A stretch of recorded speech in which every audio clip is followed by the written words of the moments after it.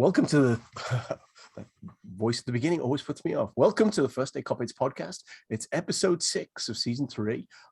This is, in case you need reminding, a podcast for Liverpool fans from Delaware and friends of Liverpool fans in Delaware. We were joined by quite a nice crowd, which was kind of half in and half out at Catherine Rooney's on Saturday, which was lovely.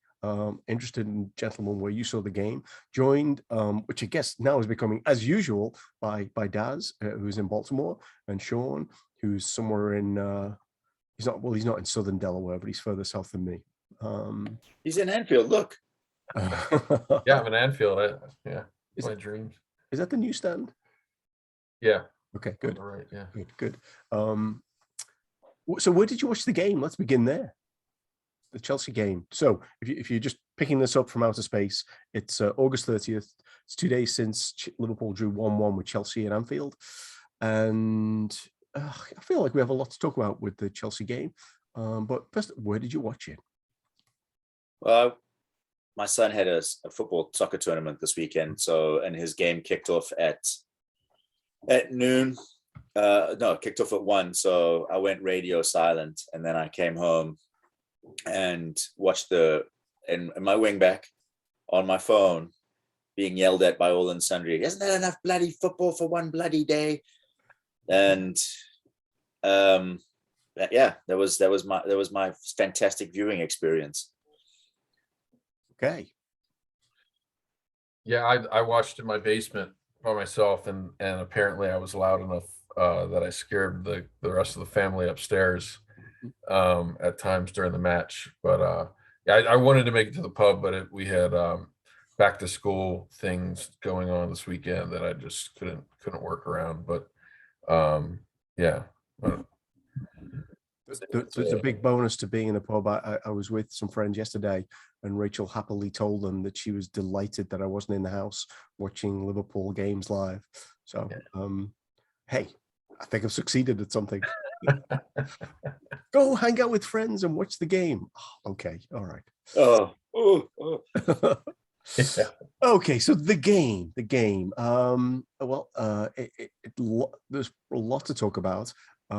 So let's go with one of the things that we started talking about before we started recording, and I'll start with you, Daz, which was essentially Liverpool's performance. Read a lot of people talking negatively about certain players, questioning some of the people in the team, particularly the selection of, I guess, Robertson, Firmino, Henderson, Fabinho, who hadn't had a full preseason.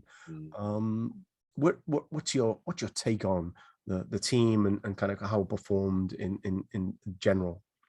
I think people's appraisals of our players is very much colored by what's happening in the transfer market. So I think people are, depends. I guess it really depends on what side of the spectrum you fall on. If you're livid about the fact that we've made no moves, quote unquote, in the transfer window for what top Reds would consider to be the most necessary targets, and it's kind of thrown people into a spin. I think, and other people have said it better than I can, I think that there was a couple of guys that you expected to step up that underperformed, and for different reasons. I won't say that they were horrible. It's just they weren't their usual sparkling like 7.5, 8 out of 10 selves. Some of them slipped down into like the 5.5 to 6. And playing against a team like Chelsea, it does make an impact. I'd have to say that on balance and on a team sheet, I'd say that Chelsea's probably got to be up there for quite a bit of silverware in both the Champions League and international competition, quote unquote, and domestic stuff. So I personally think that I thought it was interesting the decisions that Klopp made, that he decided to go with Harvey Elliott, who is, that's to be very frank, is very inexperienced in big match situations like this. I'm not going to damn him with faint praise. I thought he was really, and again, you kind of have to add the addendum for an 18 or the addendum for an 18-year-old. He was industrious. He was bright. I think he did the same thing happen with him in the Burnley game. He was good at the beginning, and then as the game wore on, he kind of lost his way a little bit. But he was still fantastic, and he's a huge talent for us. I just thought it was interesting that he went with Harvey Elliott as a remainder of the midfield and kept out the more experienced players in Keita and potentially James Milner or James Milner in the back there, playing at the top, playing in front of the two central defenders. Considering that Fabinho hadn't played all that much, Henderson was just coming back from injury, and same as Robertson. And I think that some of those decisions, and Klopp probably couldn't afford seeing that they wouldn't have played at their top game, but it was still interesting that he decided to go with guys that didn't have that type of match fitness, and then went with the relative inexperience of someone who did have the match fitness, instead of dropping someone like, I think that Thiago had a fantastic game against a 10-man Chelsea the last time we played them. Again, different setup, different manager. They didn't have their tails up quite like this Chelsea organization does right now. But I thought that I understand why Klopp did it. I'm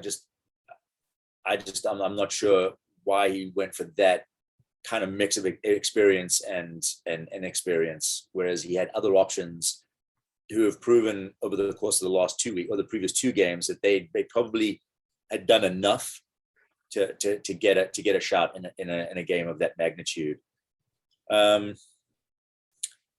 Again, I'm not the manager. I don't see these guys on a day in, day out basis, but just as an armchair schmuck, working my way towards being a top red. I think that it just gave me pause. I have to say, I was surprised and a little excited to see Harvey Elliott play. And I generally tend to be, by my own admission, harder on younger players, because to be 18 and to play, like, you really have to be something exemplary. And I don't know. I'm interested to see what Sean has to say. I do know. I was surprised, pleasantly and unpleasantly surprised in equal measure about some of the decisions he made. But like, he went with the guys that have done business for him before, and he probably expected them to show up and be their usual selves. And I think some of them just fell a little bit short. Like, you can't plan for that. He picks the team based on the information that he has available to him, and obviously his own eye test as well. So I think if some of those guys had like the higher level rated performances, I think that the outcome would have been a little bit different. So I had a different reaction watching it at the time, for lots of reasons than I did watching it back today, having heard some of the comments. And I think the one of the things that I think is really interesting is that I actually thought that we created a lot of stuff down the right hand side that caused them problems. I think if Henderson puts that one away very early, or Elliott doesn't shin the right footer, if it had been his left foot, we would have been having a very different conversation about, wow, this guy is just a genius about the way he kind of brings people in at the right time. And I think, what happened was at 60 or 65, all those things about the legs of the people who hadn't played a lot kind of came in as a factor and made it much harder for us to play at the end of the game. Well, I didn't have my head in my hands. Let's put it that way. Hindsight's always going to be 2020. We could have been having this conversation about what happened last year with, like, what if that had gone in, or what if Henderson's goal hadn't been offsides or against Everton. There's a lot of ifs and buts last season too. But like I said, I didn't have my head in my hands. I was pleasantly surprised and unpleasantly surprised. I might have been overstating it in an equal measure. I was like, these guys can get a job done. It's like the team that he's put out, you can trust to get a job done. So, Sean, what was your take making all that noise in your basement? Mm-hmm.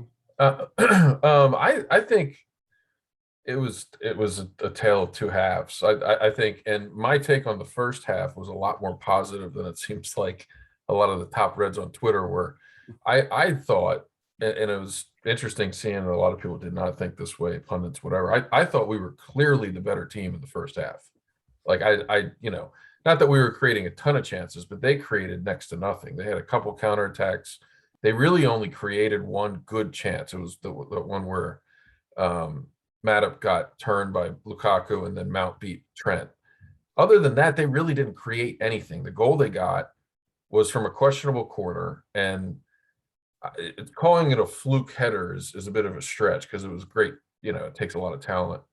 But I mean, if they take that corner and he hits that header 100 times, how many times does it go in the top corner like that? I mean, it's just one of those. It was unfortunate for us. Do you know what the XG was? Sorry, Sean. Do you know what the XG was? It was 0.05, I think, right? Okay. It's so funny because I told somebody in the pub it's probably 0.02, but I was in the right ballpark, right? It was higher than I thought. I think the reason it was higher is frankly because he was unmarked, which is another thing that normally wouldn't happen. It was Robbo's first game back, and he didn't pick him up. I don't know what happened there. He's probably just rusty. I think a number of the players did look rusty. It's their first game back. Fabinho, Henderson, Robbo. I thought all looked a little bit off it. I think, with Elliott, given the fact that it's Elliott's first big match and he's playing in midfield and he's 18, it's like, world class for somebody that age, the way he played. But I really think the problem was that the midfield wasn't very balanced. I think you had Henderson playing that left-sided role that he doesn't often play. And if you watched, the second half, I thought we were just horrendous. Like I'm trying to just erase it from my memory because they were there for the taking and we just didn't put them away. And I think a big part of the problem was the midfield in the second half. A lot of what was happening was Henderson kept creeping over to the right, and he wasn't supposed to be on the right. And nobody was switching over to the left. It was like everybody was getting in each other's way. And then they started getting tired, and by the time Klopp made subs, I thought that, the crowd was just out of it. It was, it was kind of just stale. And that's what this Chelsea team and a lot of Chelsea teams are very good at doing. Like they're down to 10 men. Yeah, we should have won the match. No excuses. But when you have a referee that's calling the match like that and Anthony Taylor giving them absolutely everything he could possibly give, especially in the second half, and you have a team that's that good at defending and that defensive setup, it's going to be really hard to break them down. I also thought, and you didn't hear a lot of this commentary, but I thought we looked a lot better when Firmino was in the game. And when he left and Jota came in, I was excited that Jota was coming in, but I actually think we looked a lot better when Bobby was in there. And so it's just, it's one of those, it's left a real bitter taste in my mouth at the end of the game. But I think if you look back at it in 6 months, you'll say, 1-1 draw against Chelsea early in the season, really not a bad result. It's just kind of the way it played out was frustrating. I think if they had caught us in a couple months, we probably would have put that one away. Yeah. But we just, weren't really in form, and it was just one of those. Well, I think we also have to give Chelsea their due, and I've seen it on both sides as well. I think that Neil Atkinson called it that, their passivity, or how passive they were, because they were very elastic. They were loud. They bent, but they wouldn't give. And they're probably one of the best teams in the world at that right now, just in terms of the defensive solidity. And I said this, and someone else said it right. Like as soon as I saw that, I was like, that was like a peak Mourinho, with 10 men instead of 11. That type of the way that they absorb pressure, and then because they had one or two opportunities in the second half, that one of which that Matip got his leg up against. Yep. From the Lukaku kind of scissor attempt, that was a pretty decent chance. Yeah, I thought the second half, I would say they were overall the better team in the second half. They were playing with 10 men. I don't think we didn't really create much, and they actually created a couple of good chances with 10 men. But I thought in the first half, when it was even strength, I thought we were clearly the better team. They got a couple chances, but we were creating chances. We just weren't getting that last pass, that last touch there. Henderson had that golden opportunity early. Like you said, Paul, if he puts that away, it's a totally different match. They would have had to open up. Elliott's, at the time I was excited, but in hindsight, it was a tougher chance than we want to say. But it was his wrong foot, right? It was his wrong foot. I guess the thing is you can nitpick. He probably had time actually to take it down and take it with a stronger foot, but I don't know. It's that's tough. And then the thing we're all forgetting is the fact that the goal we scored would have been a goal if Reece James didn't knock it out with his arm. So we had a couple chances off that one too. it's just weird. It doesn't sound logical to say, but it almost feels like if we had gone in 1-1 and James hadn't been sent off, we might have actually been better off. Yeah. Because they wouldn't have been sitting back like that, and we would have had more chance to open them up, through the press. But I saw that punditry too, and I don't necessarily agree with all of it. It gave them license to do exactly what they were what they wanted to do. I honestly don't think that they came to barnstorm. I think that they came looking for that exact result that they got, and they were happy with that. I think if they had 11 on the pitch, one thing that killed me was like we seemed to lose our shape. We were very ill disciplined when it came to our tactical, like to our positional acuity. I felt like guys were taking broad liberties of where they. And I understand, like if you're trying to try something different, I just felt that it was higgledy-piggledy and ill-disciplined. I wouldn't. And again, someone else had said this, and my dad actually said it to me this morning when I was talking to him. He said they should have switched wingers, just give a different perspective. Yeah. Like have these guys swing the ball in from the byline with their strong foot, and just try something different. Give them something else to look at, something else to think about. And I actually hadn't thought about that until my dad said it to me, and I was like, it makes sense. I think that we got caught trying to be too narrow because Salah, and it's one of the things we laud them for, so we can't damn them.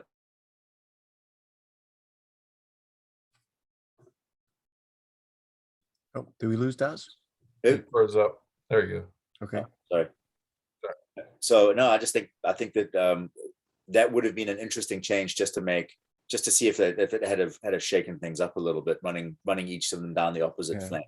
I that sounds entirely logical to me, and I'm going to move on to a couple of like short things about the game, but he's never practiced any of this. Elliott did not play, for example, 1 minute on the left-hand side in any of the preseason. He's not played Salah. Has he ever played Salah on the left-hand side? So the only one that would have made sense, and maybe this is what he should have tried, was to pull Mane right and have Salah through the middle. Yeah, he could have done that. Down the left. Yeah, but I also suspect by the time that became a possibility, he also had 3 or 4 people who were running on empty. I felt like we needed, it was pretty clear to me anyway, we needed a change around 60 minutes, and he waited like 15 minutes too long to make a change. I think this is a game where he needed 5 subs, actually. That he would have been. So just a couple of things about the game I did want to touch on. Sean Rogers on the Anfield Rap Review show, I thought, made a very interesting comment, which was that if Chelsea had conceded that penalty with 20 minutes left in the first half, Liverpool would have definitely scored a second goal, because Chelsea were they looked like they'd lost it a bit. With all sorts of stuff was going on with Azpliacueta and Mendy. The halftime gave them a chance to organise and then be a different team than they would have been had they been exposed to playing without the benefits of Tuchel's coaching. So, I mean, what thoughts about that? Thoughts about how much more of a challenge do you think Chelsea are based on that game than perhaps you did before? Because certainly from my perspective, I always thought that we could like bottle up Lukaku, but I didn't. I thought they had defensive deficiencies, and I don't know whether it's being allowed to play kind of 4 essentially central defenders in their 5, help make them more solid in the second half, and that makes me more worried. Honestly, something just popped into my head, so I haven't had time to pass through it, but I think that Chelsea's not really doing anything much different. They're doing a lot better than everyone else, but much different than anyone's done against us in like the last 18 months to 2 years. It's just behind the ball and try and beat us on the counter. Because to Sean's point, like I was unnerved a couple of times when they had the ball in and around our 18-yard box. I know they can be dangerous, but it was essentially the same thing. It's like they try to absorb, and then they'll spring, and they were set up for that. And I think that we played. And you were talking about like how long it took them to restart games, and every team that comes and plays against us that tries to dawdle on the ball, whether they have 11 men, they could have 15 men, they'd still dawdle. because they're just trying to take the steam out of everything that we do. Like, we're high press, high energy. So if they can kind of derail that for as long as possible, they will. I'm gonna try and frustrate us, try and throw us off. But honestly, I don't think that Chelsea's just a lot better at it than a lot of other teams. And I don't think it's anything that we'll probably expect the same thing when we go to Stamford Bridge. Yeah. There was someone on, I can't remember what I was listening to on Saturday after the game, said, when you employ Burnley tactics with better players, bad things can happen. And I felt, I really did think, and sure, maybe you can lead us into a conversation about Anthony Taylor's officiating, but I really did think when fans came back, that 30 seconds being wasted at every opportunity would go away. It seems to be like, and then apparently lying on the floor for the duration of the added minutes doesn't add minutes to the clock. Yeah, I don't really understand that. Well, that was crazy too. Yeah, the added. I was very impressed with Chelsea. I got to say, I think I was more impressed with them in the match yesterday than just about any other match I've seen, other than the Champions League final. Their defensive organization is really impressive. And it's not really like the individual players. None of their individual defenders would get into our starting 11, but their system works well. I mean, it's really hard to find space, and it's hard to create anything against them. Having said that, again, when we were 11v11, I thought we were clearly the better team, and a lot of that had to do with the fact that our defense is back to, maybe not where it was yet, but pretty close. I thought I was really impressed actually with how well Virgil played, which hasn't gotten a lot of talk. I mean, we basically pocketed Lukaku, and if you watch the match, Lukaku started by trying to go at Virgil a little bit, and he stopped that pretty quick. After about 20 minutes, he started trying to pick on Matip, and the one time it worked when he turned him, but I thought that was a positive part of it, is that if we can stay healthy in defense again, we can play with teams like this. We're not going to get killed by these types of tactics, because our defense is very good still too. It was just, for me, it was really all about the fact that our midfield was just not in form. It was kind of imbalanced, and it just sort of threw everything off. But our defense kind of, if you want to say, kind of saved us in that they didn't really threaten us, because we were able to kind of bottle up most of those counterattacks. I mean, even when they looked threatening, they never really came to much. There were only a couple decent chances you can even think about them, where you were even a little bit worried. Having said that, I mean, I think Chelsea's going to be a title contender. I think it's between us, City, and Chelsea. So we'll see how it plays out. But it's a tough match early in the season, and so a draw is not a terrible result. But all of that doesn't mean that we can't hate them, because I thought I hate them almost as much as United. The tactics were infuriating for a team that's been so expensively assembled. And they'll get away. I'm sure their fans will be fine with it as long as they keep winning things. Let me just say, like, the amount of whining and crying and the crybaby act after that red card was just, it tells you all you need to know about that club. Like the amount of outrage over such an obvious call, like it's just like, put your diaper back on. Like, it's remember when John Terry was playing, they'd have the entire 11 around the referee, pulling him, pushing him, bullying him, and it worked, because we talked about this off air, that statistic about having 30 tackles and not getting a single foul after the red card happened, whereas we perpetuated 20 fouls, 13 of them, 13 were deemed fouls. So it doesn't take much for Anthony Taylor, but they must have gotten into his head. And as soon as that happened, I said, there's going to be double jeopardy. There's going to be a crime scene investigative unit and a dead body before we get a call.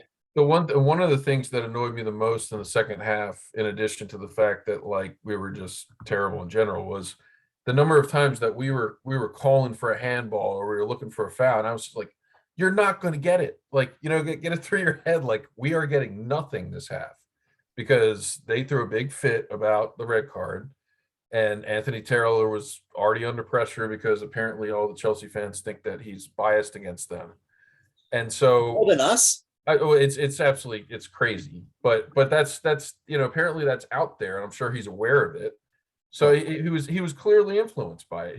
He gave us nothing in that second half. So just some insight on this, Sean. Most of the games they're complaining about were against the clubs from a certain city in northern England. Just to be clear, that makes sense. That makes sense, right? I mean, we could definitely understand that. Liverpool. What's that? A little east of Liverpool. Little east of Liverpool, yeah, but good 35 miles away. Yeah.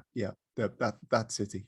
Yeah. I mean, I don't want to go on about that. I mean, it was horrific. It was one of the worst, officiated, lopsided officiated games I've ever seen. And the fact that Chelsea fans were complaining, for themselves, it was like, am I living in bizarro world here? I mean, this is crazy. But I wish we had like a let's play it back function for every time we talk about referees, because I know. This is the most horrendous refereeing decisions I've ever seen. It's just like, I was really, it was so bad. I really don't want to talk about it too much, but this one was like it was memorable how bad it was in terms of how lopsided the calls were, especially. But it doesn't take away from the fact that we should have won the match anyway. We should have put them away. It shouldn't have mattered.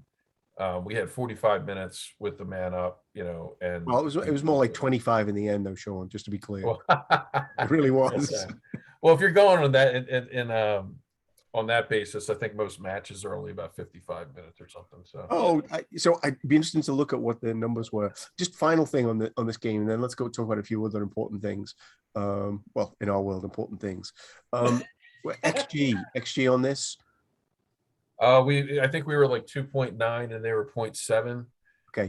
They, wasn't. That's about but right. Having said that, a number of our chances, I think 2 or 3 of our chances came in that one sequence that led up to the penalty, where Mata hit the ball off the bar, and then Jota's chance that got, just to be clear for everybody, you're not allowed to uppercut the ball out of the goal. That's a clear red. Not in volleyball. What are you complaining about? I mean, it's just that was one of the most obvious calls I've ever seen. Yeah. But so we definitely created the better chances. They had a couple of good chances that a lot of our fans were going on and on about. Well, if this, if so and so makes a pass here instead of here on the break, well, you could have said the same thing about us about 15 times in the first half. And we would have created better chances. It's, Just quickly, actually, one more thing on the game. I know I've said that 3 times already. One more thing. I'm really interested about the number of long shots we took. We took about 5 in the first 15 minutes of the second half. And, I folks on the Anfield rap were saying, I hate all this shooting from distance. It doesn't work. I just felt there was so much of it. And from different players, there might have been some thought process behind that. Quick thought, Daz. I think we discussed this. Mendy's a good goalkeeper. I don't think he has too many deficiencies in his game. So if it's from the angle, it was like take pops from distance because he's shit from distance. I'm not sure if that's, you're gonna have to put the R thing on it. Sorry, or bleep that part out.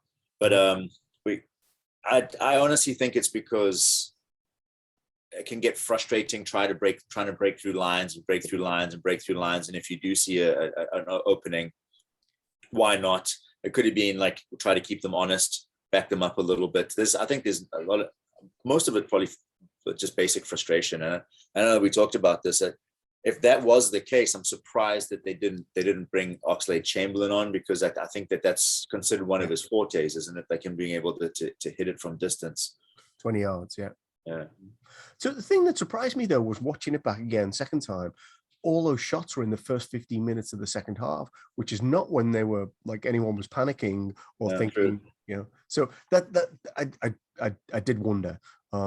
Maybe they're practicing for David De Gea, who apparently had a spectacular game. I didn't watch it yesterday, but he is also reported to be one of those goalies that isn't quite so good with shots from distance. So I didn't think it was a bad, given the fact they were parking the bus, I didn't think it was a bad idea to take an occasional shot like that, hoping for potential rebound, and to keep the defense on their toes. But yeah, I mean, I thought for the first 15 minutes or so, we looked okay in the second half. It was just Yeah.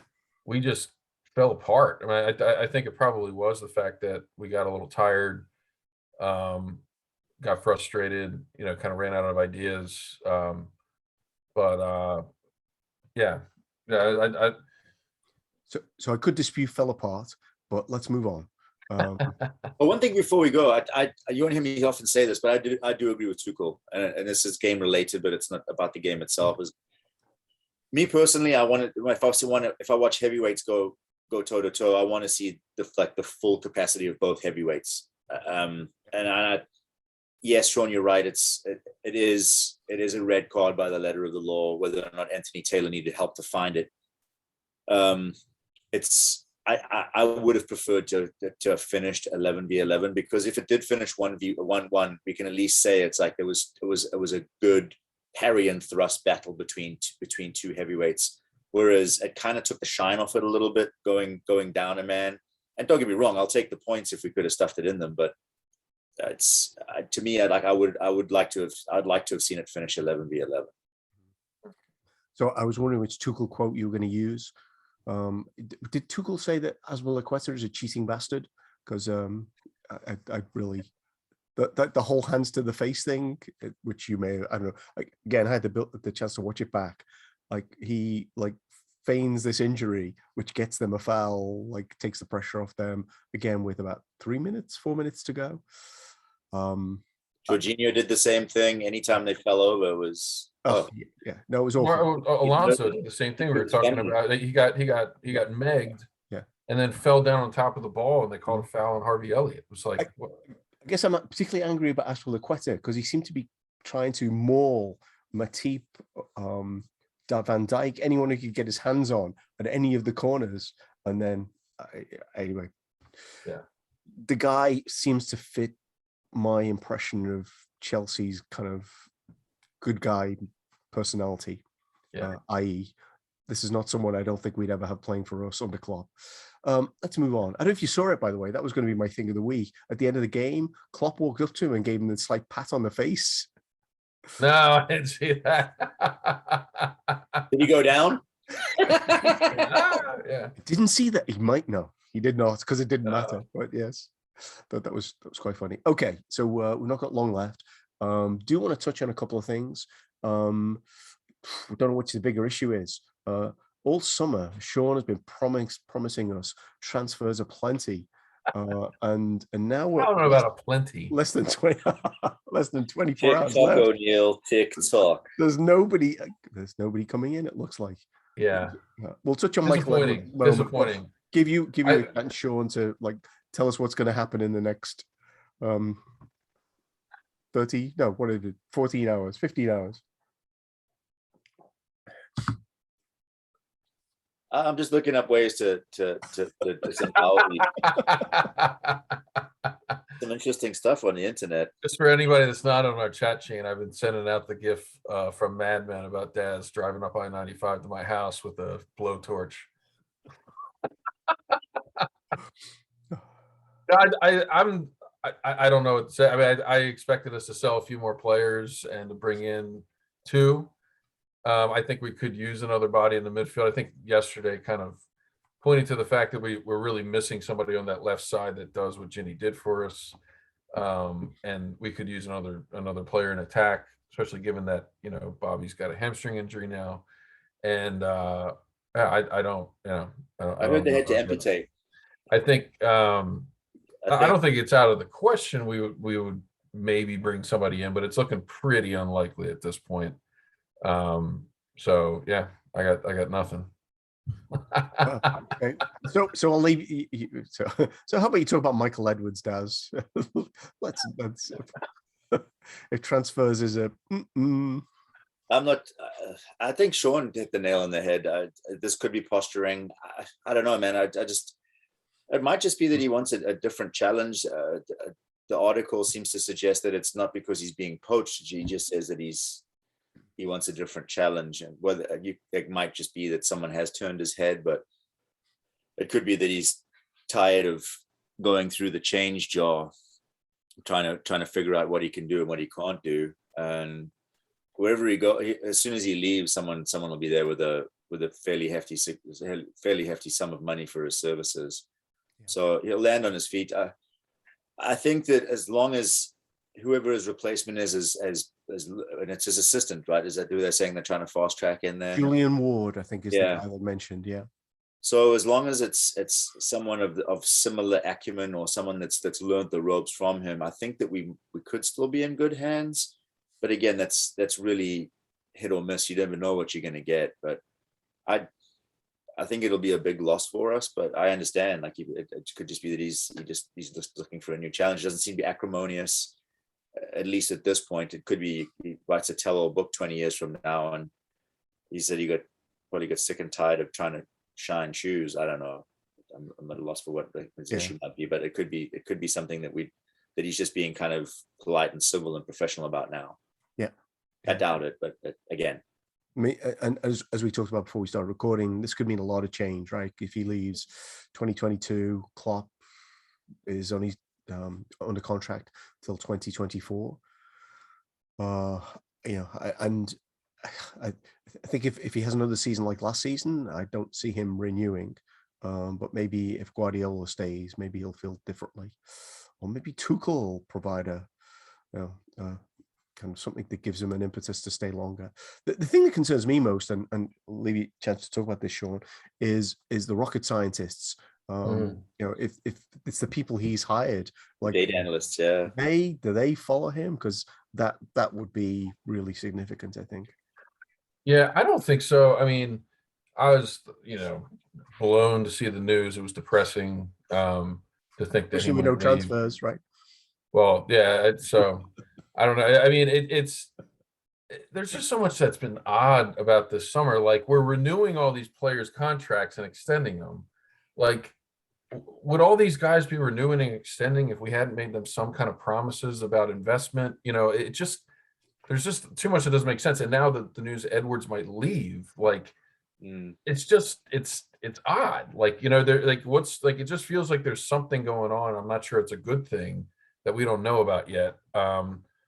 But yeah, I mean, my sense is that that Edwards has set up a system that he should be able to transfer over. But obviously there's some luck, but my understanding is, like, he's kind of compartmentalized different aspects of that part of the club that all report to him. So if somebody takes that position, then it should kind of flow back down, and the people that manage those parts shouldn't change. And so it should all continue to function similar to how it does now. But anytime you lose somebody like that, it's going to be a blow. It's going to be a big transition. I have a hard time wrapping my head around what's going on, because if we didn't have any money, then how would we be able to spend all the money to extend all these players? And not all of them need to be extended right now. Like Robertson, I don't think he was up for a new contract for 2 more years. It's just it's odd. It's just odd. There's a lot that's odd that's going on. We have players that, like Karius and Origi and others, who are clearly not going to play, and we haven't sold them. Like, why not? It's not like I can't imagine that no one is willing to pay anything for these players, and it's just very, very strange to me. But if you look at the way we've done business before, like, there has got to be a dollar amount involved for these guys that they're not willing to go beneath, because we are more than willing to let players that we could probably get some money for walk on a free. Genie, Emre Can. No, I know. Yeah, I think that's what it is too. But I think it's potentially holding us back if we can't get rid of these players, because we're just not bending on a certain amount. At a certain amount, you got to be a little flexible. If you have that many players that you have to get rid of, and you're not able to sell them, I'm not sure that that's how FSG looks at it. I think they look at everything as an asset, and they don't want to take a big loss on an asset.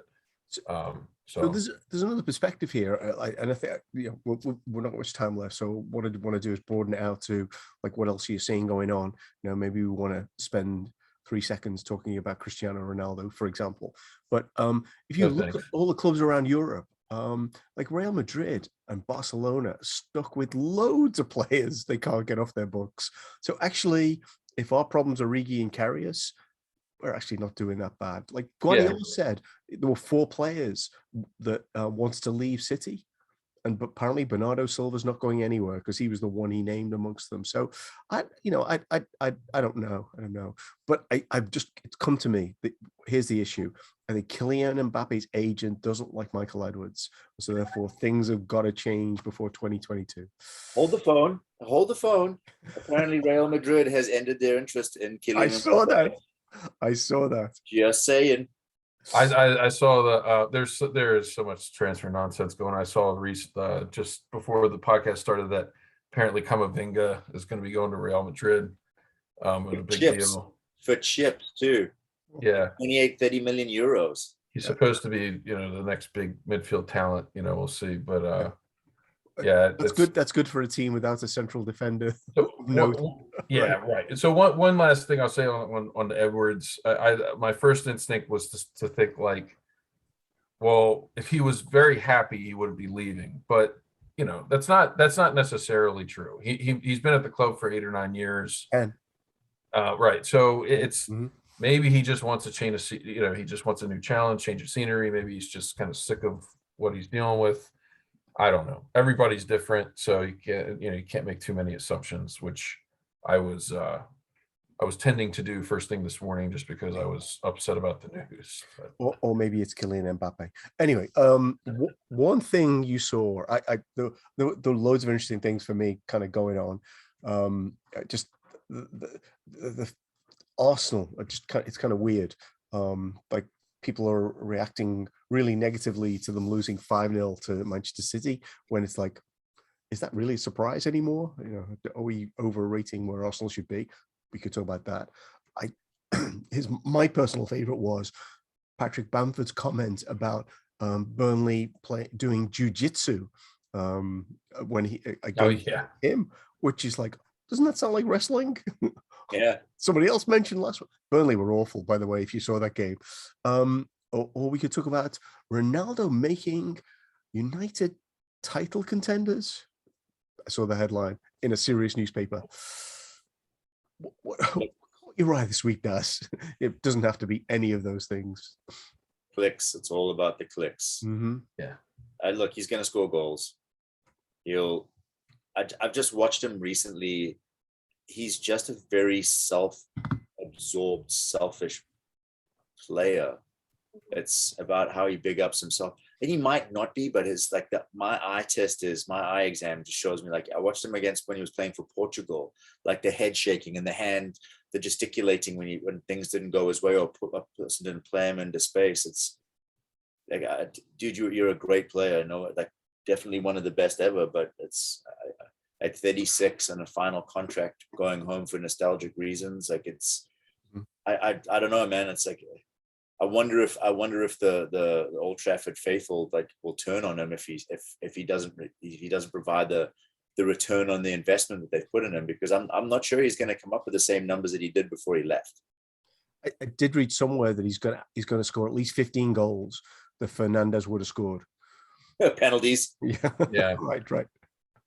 So, I think you're right, Jonathan. If you haven't checked this out, actually, Jonathan Wilson wrote this really great piece on like how Ronaldo made, what are United thinking? Because it's clear that Ronaldo made Juventus worse than they had been. Their performance in Champions League dropped off.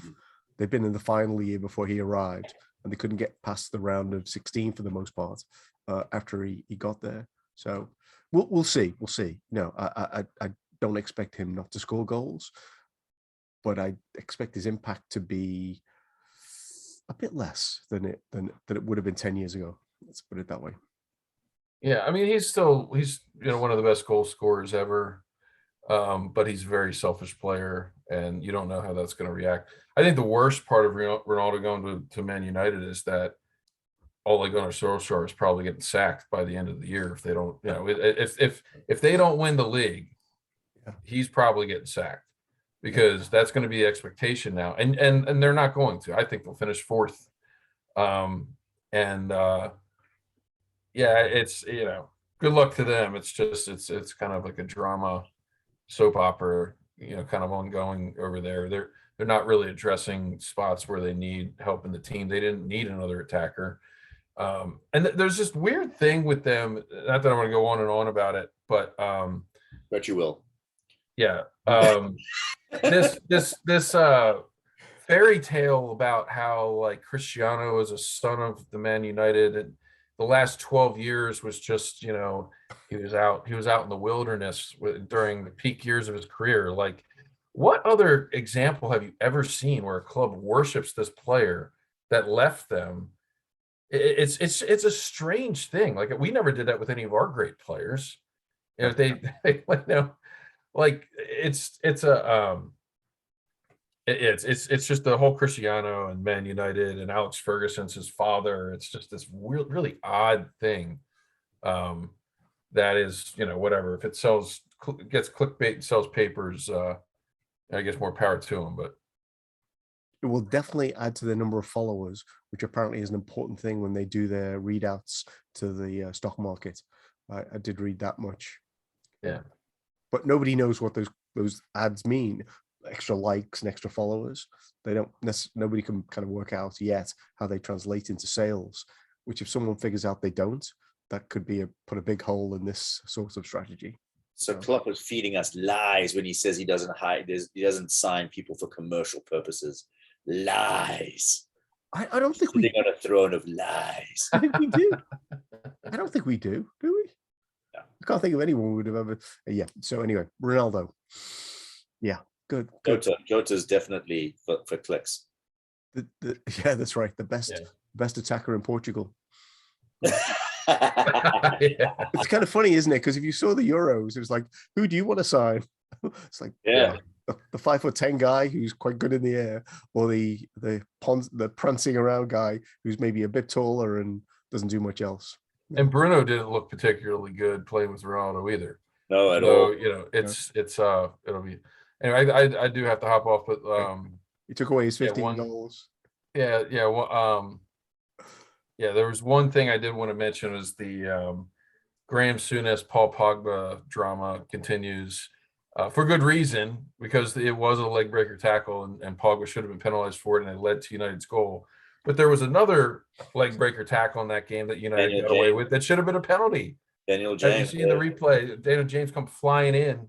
He now plays for Leeds. It's no longer Manchester United's issue. Yeah, it's anyway, but I gotta go. Thanks, Paul. It's been in the last 5 minutes. You got to go. I'm getting called. Okay, well, we're going to close it there anyway. If you've listened this far, thank you so much for joining us. I'm sorry. I'm sorry we didn't get to talk about Arsenal and the status of kind of where they are, because anyway, we can pick on that in a different show.